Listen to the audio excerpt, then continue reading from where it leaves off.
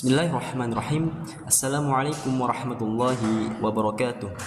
Halo pendengar yang berbahagia, pada kesempatan kali ini kita akan membahas Human Resource Planning atau perencanaan manajemen sumber daya manusia. Apa itu perencanaan sumber daya manusia? Bagaimana organisasi mengelola perencanaan sumber daya manusia? Dan apa manfaatnya bagi organisasi?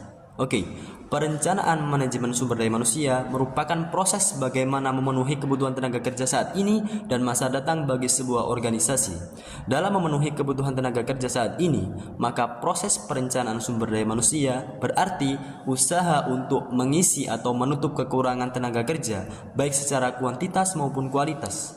Sedangkan dalam memenuhi kebutuhan tenaga kerja di masa datang, perencanaan sumber daya manusia lebih menekankan adanya usaha peramalan mengenai ketersediaan tenaga kerja yang didasarkan pada kebutuhan sesuai dengan rencana bisnis di masa datang. Sebagaimana firman Allah Subhanahu wa taala dalam Quran surat Al-Hasyr ayat 18, Allah berfirman, A'udzu billahi minasyaitonir rajim.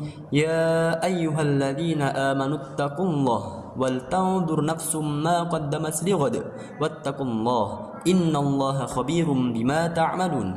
Hai orang-orang yang beriman, bertakwalah kepada Allah dan hendaklah setiap diri memperhatikan apa yang telah diperbuatnya untuk hari esok, dan bertakwalah kepada Allah, sesungguhnya Allah Maha mengetahui apa yang kamu kerjakan. Seperti disebutkan sebelumnya, bahwa perencanaan sumber daya manusia adalah proses atau kegiatan yang membantu perusahaan untuk mendapatkan anggota yang tepat di jabatan yang tepat, di waktu yang tepat, dan jumlah yang tepat juga. Oleh karenanya, diperlukan tahapan sistematis untuk mencapai tujuan ini. Berikut ini adalah tahapan yang harus dilewati oleh manajemen organisasi dalam proses perencanaan sumber daya manusia. Yang pertama, menganalisis tujuan organisasi. Langkah pertama dalam perencanaan sumber daya manusia adalah menganalisis tujuan yang ingin dicapai organisasi, karena inilah yang menentukan organisasi mau dibawa kemana. Jika tidak ada tujuan, maka semuanya tidak akan terrealisasikan. Oke, yang selanjutnya melakukan inventarisasi sumber daya manusia saat ini. Setelah mengetahui pekerjaan yang tersedia melalui analisis tujuan organisasi, langkah selanjutnya adalah mencari tahu informasi tentang sumber daya manusia yang tersedia saat ini, mulai dari jumlah pekerja, kapasitas dan kemampuan, latar belakang pendidikan, hingga potensi mereka. Inventaris sumber daya manusia ini tidak hanya untuk organisasi, tapi juga harus mempertimbangkan sumber daya manusia dari sumber eksternal, seperti kandidat yang bisa direkrut sebagai karyawan dan juga kandidat dari agen tenaga kerja. Yang selanjutnya, estimasi permintaan dan pasokan sumber daya manusia. Setelah memiliki inventaris sumber daya manusia yang lengkap, langkah selanjutnya adalah memperkirakan tenaga kerja yang dibutuhkan untuk masa depan. Organisasi akan mempertimbangkan apakah ada kebutuhan untuk tenaga kerja tambahan, apakah perlu untuk meningkatkan produktivitas dan kemampuan karyawan saat ini. Ini dapat dilakukan melalui pelatihan dan pengembangan keterampilan baru, dan apakah ada calon potensial untuk direkrut sebagai karyawan. Selanjutnya, memperkirakan kesenjangan sumber daya manusia. Perbandingan antara permintaan dan penawaran sumber daya manusia ini akan menghasilkan kelebihan atau kurangnya sumber daya manusia yang diperlukan. Jika ada kekurangan sumber daya manusia, maka yang harus dilakukan adalah merekrut karyawan baru atau meningkatkan produktivitas dan kinerja dengan menggunakan karyawan yang tersedia saat ini. Namun, jika ada kelebihan sumber daya manusia, organisasi harus memberhentikan pekerja atau PHK.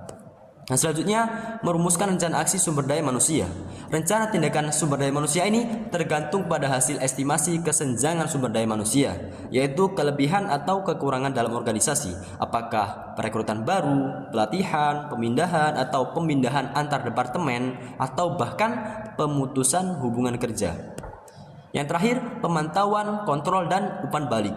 Setelah menerapkan rencana aksi sumber daya manusia, inventaris sumber daya manusia harus diperbarui untuk periode tertentu. Rencana tindakan ini harus dipantau dan mengidentifikasi kelemahan untuk tindakan selanjutnya.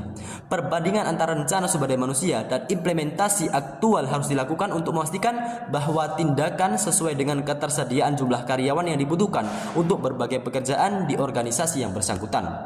Manajemen sumber daya manusia merupakan kekuatan terbesar dalam pengolahan seluruh resource yang ada di muka bumi, karena pada dasarnya seluruh ciptaan Allah yang ada di muka bumi ini sengaja diciptakan Allah Subhanahu wa taala untuk kemaslahatan umat manusia.